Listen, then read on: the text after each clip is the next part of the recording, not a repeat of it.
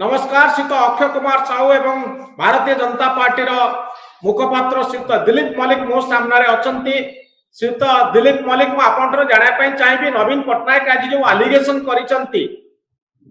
जे आपण राज्यपाल पुओ मामलें नीरव कहीं जो बीजेडी आज कक्ष त्याग कर तो आप भावुना राज्यपाल पुओ मामलें जिते नवीन बाबू क्षमतार थे एमएलए हूँ एमपी हूँ मंत्री हूँ समस्त को दंड मिलूला कार्यानुष्ठान होता आज दिन में राज्यपाल पुओ विरुद्ध में एफआईआर किंतु एक्शन होनी नवीन बाबू ये प्रश्न उठे आज विधानसभा प्रथम दिन में दिलीप बाबू नवीन बाबू सरकार समय आईन को वाटर जाऊला एवं कौन होउतला ये कथा ओडिशावासी जानिचंती काहाकू अछपा नाही जोथि कि ओडिशावासी तांको प्रत्याख्यान करिसंती एवं तांको परिवर्तन करिसंती माननीय राज्यपाल जो अभिभाषण समय जो भाव कक्ष त्याग कले ये कौन सुस्थ गणतंत्र परंपरा नुहे अन्य पक्षरे मु कहबी जे 24 वर्ष भितर ये पूर्वर जो बिजु जनता दल सरकार निजर अकर्मपणिया जोगु जहाँ करि नथिले आज गोटे मास भितर नुआ सरकार भारतीय जनता पार्टी सरकार मुख्यमंत्री मोहन माझी सरकार ताहा करिकरी देखैछि एवं जोथि कि ये असहिष्णुतार परिचय देइछन्ते असहिष्णु हेकरी बिजु जनता दल एवं तांकर नेता नवीन बाबू जे विरोधी दल नेता जो कि आज आलिगेशन करिसंती एवं जो कथा कह जाउची नवीन बाबू जो क्वेश्चन आज उठेइछन्ती विधानसभा रे आपण भाबुछन से कथा रे दम अछि जे सी एमएलए एमपी सांसद मानक विरुद्ध रे कार्यानुष्ठान ग्रहण करुथिले किंतु भारतीय जनता पार्टी सरकार समय राज्यपाल पुओ विरुद्ध रे कार्यानुष्ठान ग्रहण करा जाई पारुनी देखो राज्यपाल पुओ घटना रे जो घटनाटी घटिला से घटिला पर से कथा रे जहाँ सेठी राज्यपाल पाखरे आलोचना तांकर हेइछि एवं परवर्ती समय से कथा ये कथा आपोष आलोचना परे मध्य से कथा को राज्यपाल माननीय राज्यपाल कार्यालय निर्देश देइछि जिलापाल पुरी को एवं जिलापाल पुरी ये कथा को लेकिन तदंत करबा पाई 15 दिन भितर समस्त रिपोर्ट दाखल करिया पाई कहिछि एवं से 15 दिन भितर तदंत रिपोर्ट जतबे दाखल करिवे जहा रिपोर्ट कहिबो जे सेतिरे जे दोषी हो से राज्यपाल पुओ हो बा जे हो ना काहेकि जे ए अपराध रे बा ए घटना रे संपृक्त थिबो एवं दोषी थिबो दोषी साब्यस्त हेले ता निश्चित भाव में कठोर कार्यानुष्ठान ग्रहण करा एथिपाई सरकार माने अवगत अछंती एवं निजे मुख्यमंत्री भी एक कथारे अवगत अछंती एथिरे कोनोसी अधैर्य होबार नाही आईन को आईन बाटरे दिया जिवो एवं आईन को आईन बाटरे जीवा को दिया जाऊ ओके बाबू देखंतु जो प्रश्नटी आपण पचारले नवीन पट्टनायक जो कथा कहउतले कार्यानुष्ठान निया जाए सेटा आपनकर आंशिक सत्य जोटी से कार्यानुष्ठान नवीन बाबू कहिसंती असेंबली रे हां से जहाटा कहिसंती सेटा आंशिक सत्य सेतिक बेले सेटा सत्य हेछि जोटी देखबे नवीन पट्टनायक देखंती जदि से कार्यानुष्ठान नउचंती ताहले से ताकर जदि राजनैतिक क्यारियरटा सेठी ऊपर को जाउची बा ताकर दल सेठी दृष्टि रहिबार बा दल सम्मानटा बढुची हेछि सेठी जदि कार्यानुष्ठान नउचंती सरकार को असुविधा अछि कार्यानुष्ठान नै नांती तार गोटे दुटा उदाहरण देई परिबे जे चिटफंड स्काम रे आपण देखिबे आपनकर पाखा पाखी 20,000 कोटी टंका आपनकर एटे लूट होला तादर आपनकर 10 लाख पाखा पाखी आपनकर हिताधिकारी एटिकरी आपनकर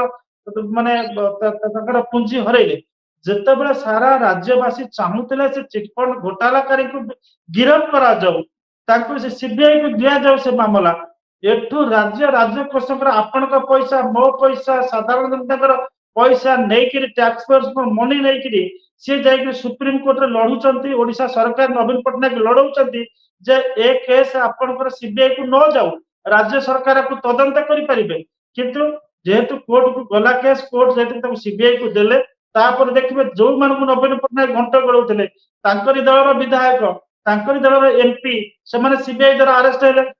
ତେଣୁକରି ଏଠି ଆମେ ଦେଖିବା ଇଏ ଗୋଟିଏ ଉଦାହରଣ ଦେଲି, ଏମିତି ଅନେକ ଉଦାହରଣ ଅଛି ଯୋଉଠି ତାଙ୍କରି ଦଳର ଯେତେବେଳେ ଆପଣ ଦେଖିବେ ମନ୍ତ୍ରୀ ନେତା ଯେତେବେଳେ ତାଙ୍କର ସବୁ ଆପଣଙ୍କର ସ୍ପେଶାଲ କୋଟାରେ ସବୁ ନେଲେ, ଡିସ୍କ୍ରିପସନାରୀ କୋଟାରେ ଘର ନେଲେ, ସେଟା ଗୋଟେ ଅପରାଧିକ ଷଡ଼ଯନ୍ତ୍ର, ସେଟା ଗୋଟେ ଅପରାଧିକ କାର୍ଯ୍ୟ। ସେ ଫେରେଇ ଦେଲେ, ତାଙ୍କୁ ଗ୍ରହଣ କଲେ, ଆକ୍ସନ ନିଆହେଲାନି। ସେଠି ଆକ୍ସନ ନିଆଯାଇଥିଲେ ମନ୍ତ୍ରିମଣ୍ଡଳ ଗଳି ପଡ଼ିଥାନ୍ତା, ବିକ୍ରମ ବାବୁ ଗଳି ପଡ଼ିଥାନ୍ତେ। ନେଇନାହାନ୍ତି ଆପଣ କହୁଛନ୍ତି କିଛି ଆକ୍ସନ ଏମଏଲଏଙ୍କ ବିରୁଦ୍ଧରେ, ମୁଁ ମନ୍ତ୍ରୀଙ୍କ ସେଇଟା କହିଲି, ବିରୁଦ୍ଧରେ, ମୁଁ ବିରୁଦ୍ଧରେ? ସେଇଟା ସ୍ପଷ୍ଟ କଲି ଯେ ଆଂଶିକ ସତ୍ୟ। ଆଉ ସେତିକି ବେଳେ ସେ ଆକ୍ସନ ନେଇଛନ୍ତି ଯେତେବେଳେ ସେ ଆକ୍ସନ ଟା ତାଙ୍କ ଦଳର ଇମେଜ ବଢେଇବ, ତାଙ୍କର ଇମେଜ ବଢେଇବ। ଯୋଉଠି ଆକ୍ସନ ନବା ନେଇଥିଲେ ସେ ଅସୁବିଧାରେ ପଡିଥାନ୍ତେ, ସେ ଜାଗାରେ ସେ ତାକୁ ସାଇଡ ଷ୍ଟେପ କରି ଯାଇଛନ୍ତି, ଏଡେଇ ଦେଇ ଯାଇଛନ୍ତି। ତେଣୁକରି ନବୀନ ପଟ୍ଟନାୟକ ଆପଣ କମ ସେ କମ ଏତିକି ମାନିବେ କି ଯେ ରାଜ୍ୟପାଳଙ୍କ ପୁଅ ବିରୁଦ୍ଧରେ କାର୍ଯ୍ୟାନୁଷ୍ଠାନ ହବା ଜରୁରୀ ଥିଲା, ସେଥିରେ ପୋଲିସର ଇନଭଲଭମେଣ୍ଟ ଅଛି, ପୋଲିସ ଏଫଆଇଆର ଲଞ୍ଚ କରିବା କଥା। କିନ୍ତୁ ଆମେ ଦେଖୁଛୁ କଲେକ୍ଟରଙ୍କ ପାଖକୁ କଥା ଗଲାଣି ଗୋଟେ ରିପୋର୍ଟ ତିଆରି କରିବା ପାଇଁ। ଗୋଟେ କ୍ରିମିନାଲ କେସରେ କଲେକ୍ଟର କଣ ରିପୋର୍ଟ ଦେବେ? ଆପଣଙ୍କର ଇଣ୍ଟରପ୍ରିଟେସନ କଣ? ନିଶ୍ଚିତ ଭାବରେ ଏଠି ଆମେ କହିବା କଥା ଯେ ମାନେ ଆପଣ ଯୋଉ କଥାରେ ପ୍ରଶ୍ନଟା ପଚାରିଲେ ଭ୍ୟାଲିଡ କ୍ୱେଶ୍ଚିନ୍, ଯେ this is a case of ଆପଣଙ୍କର this is a criminal allegation. ଆପଣଙ୍କର ଏଠି ପୋଲିସର ସମ୍ପୂର୍ଣ୍ଣ ମାନେ ଭୂମିକା ରହିଛି, ପୋଲିସ ଏଟାକୁ ତଦନ୍ତ କରିବା କଥା। ତ ରାଜ୍ୟ ସରକାର ଜିଲ୍ଲାପାଳକୁ ଦେଇଛନ୍ତି ମାନେ ନିଶ୍ଚିତ ଭାବରେ ରାଜ୍ୟ ସରକାର ଆଶା କରୁଥିବେ ଯେ ଥ୍ରୁ ଜିଲ୍ଲାପାଳ, ଏଇଟା ଗୋଟେ ଷ୍ଟ୍ରାଟେଜି ହେଇପାରେ ଯେ ଜିଲ୍ଲାପାଳ ନିଶ୍ଚିତ ଭାବରେ ଯୋଉ ରିପୋର୍ଟ ଆସିବ ଦେଖିବେ, ସେତେବେଳକୁ ଗୋଟେ ଏମିତି ରିପୋର୍ଟ ଆସିବ which will suit or which will go in favor of the government, or government କୁ ଟିକେ ଅଡୁଆ ପରିସ୍ଥିତିରୁ ବଞ୍ଚେଇବା ପାଇଁ ସାହାଯ୍ୟ କରିବ। ଏଇଟା ଜଳଜଳ କରି ଦେଖାଯାଉଛି, ସେଥିରେ କହିବାର କିଛି ଅସୁବିଧା ନାହିଁ। ତ ଯେତେବେଳେ ଜିଲ୍ଲାପାଳଙ୍କର ରିପୋର୍ଟ ଆସିବ,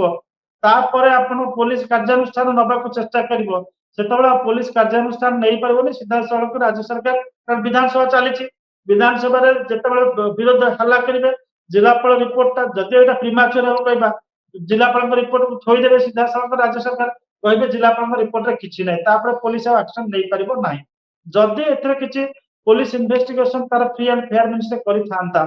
ତାହେଲେ କିଛି ଗୋଟେ ରେଜଲ୍ଟ ଆସିଥାନ୍ତା। Once it has gone to the ଆପଣଙ୍କର collectors court, nobody should expect ଯେ ତା ଦେହରେ କିଛି ଗୋଟେ ଆସିବ, ବାହାରିବ, ଆ ଭିତରେ ଗୋଟେ କମ୍ପ୍ରମାଇଜ ଫର୍ମୁଲା ଆସିଯାଇଥାଇପାରେ, ବା ଜିଲ୍ଲାପାଳଙ୍କ ରିପୋର୍ଟରେ ଜିଲ୍ଲାପାଳ ତଦନ୍ତ ଯେତେବେଳେ କରିବେ, ଯିଏ ଜଣେ ଗଭର୍ଣ୍ଣମେଣ୍ଟ ଏମ୍ପ୍ଲୟି, ହି ଅର ସି ଆପଣ ଏ କେସ୍ କୁ ପୋଲିସ ଷ୍ଟେସନରେ ଏପର୍ଯ୍ୟନ୍ତ କାହିଁକି ରେଜିଷ୍ଟର ହେଇନି?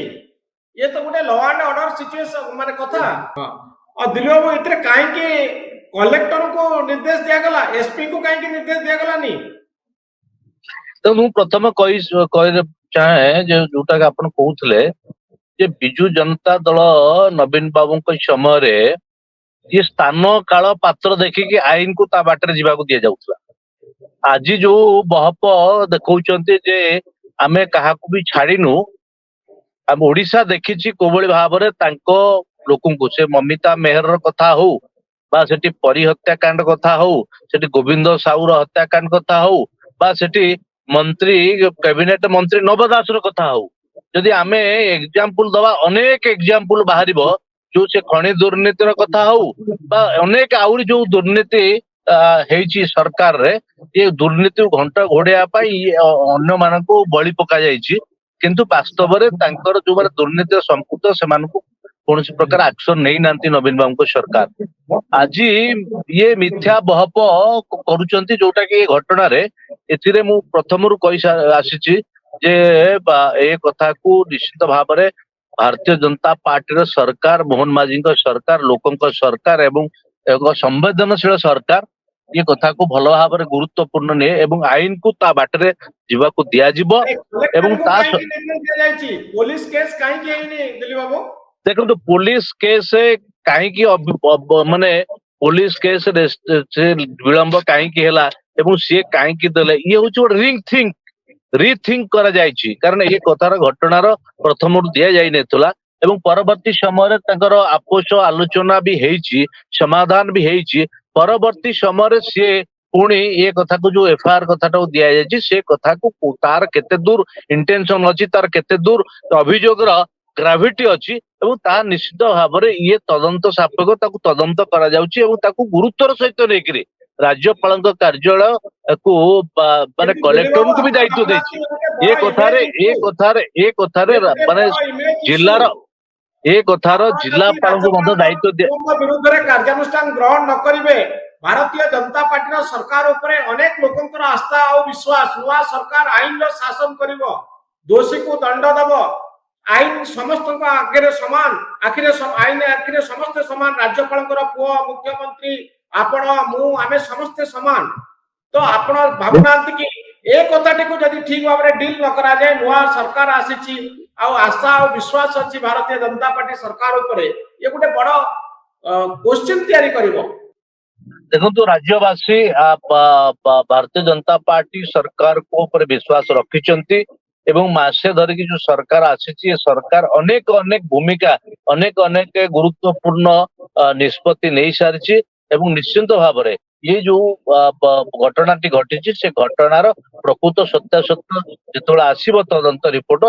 जी दोषी थी निश्चिंत भाव में ये सरकार कार्यानुष्ठान दृढ़ कार्यानुष्ठान नब एवं आईन को आईन बाटे दिया जो भाव में आगुरी आपण देखिए निजर लोक को माने बिजु जनता दल सरकार गत सरकार घंट घोड़ेवा आईन को तांको बाटरे नौथिले एवं ये कथा केबे हबो नाही मोहन माझी सरकार रे आईन को आईन बाटरे दिवा को दिया ओके बाबू आपण भाबुचंती कि विरोधी आपको गोटे बड़ प्रसंग करिवे आ मोहन माझी सरकार को अडरे पकेया पई चेष्टा करिवे ए इश्यू जेहेतु आज नवीन पटनायक रेस करिसंती आ विरोधी दलर पूरा समर्थन अच्छी इश्यू आगु को बढ़ियो बोली आपण भाबुचंती अखे बाबू देखो से आपनकर ए इश्यूटा रहिबो सेही पर्यंत जेतेबेले आपनकर कलेक्टर्स का रिपोर्ट आसीबो एवं कलेक्टर का रिपोर्ट जहां आसीबो समस्त ताको एक्सपेक्ट करि परछते आशा करि परछते को लाइन आसीबो एवं ता भीतर महानदी रे अनेक पानी बहि जाइतिबो एवं धीरे धीरे ए इश्यूटा स्लो डाउन करिजिबो माने स्लो डाउन हेजिबो एवं सबुठ बड़ कथा जदि आपनकर विरोधी दल गोटा बड़ नैतिकतार आधार उपरे छिड़ा होता ताहले जाइकरी किछि कहि पारथाते तो वर्तमान आज जो आउ प्रकरणटी घटिला जो बड़ी भाव में पांड्यान को सुरक्षा देवा पाई नवीन आसिले से जगह आपण देखिबे जे बिजु जनता दल जो माने मुखर नेता अछंती से माने सेतिके मोरल स्ट्रेंथ नेकरी आउ अटैक करि परिबे नाही आपनकर देखिबे शासक दल तरफरु सीधा सड़क पांड्यान को ना नेकरी घेरिया पाई चेष्टा करा जबो आपनकर बिजु जनता दल को तेणु करी परस्पर वर्तमान गोटे एमती स्थिति रे अछंती तो केही का विरुद्ध रे गोटे जोरदार आक्रमण करिया परिस्थिति रे नाहती एक सत्य आपनकर वर्तमान परिस्थिति जे बिजु जनता दल जेतिके शक्ति नै कि आगो बढ़िया कथा एका माने नंबर किंतु से जाति मोरल स्ट्रेंथ तो ताको पाखरे नाही तेणु करी नंबर थिले तो सेही पक्ष में घेरी पारिबे आशा करि पारिबे दिलीप मलिक आपनकर मतामत पाई इश्यू